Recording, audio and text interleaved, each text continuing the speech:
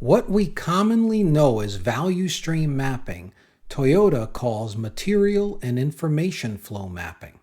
A value stream map shows all of the information and material flow required from customer order to delivery of the order.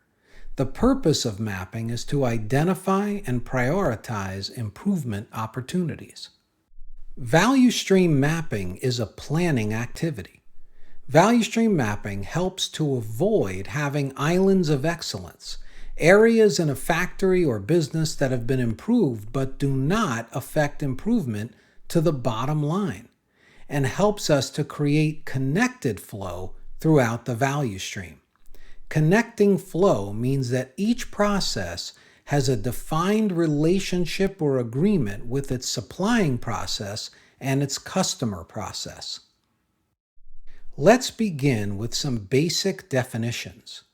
A value stream is the set of all the material and information-based activities required to bring a family of products or services to the customer. A current state map is a map that shows the information and product or service flow as it is currently done. A future state map is a map showing an attainable information and product flow with significantly less waste than that of the current state.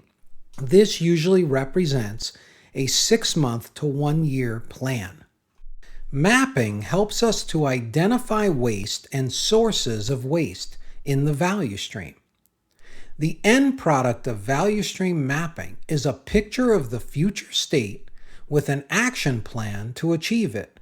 The action plan is essentially a set of prioritized projects or initiatives that will collectively achieve the future state.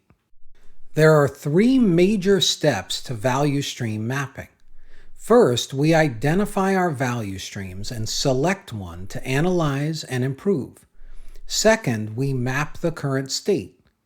Finally, we map the future state and create an action plan to achieve it.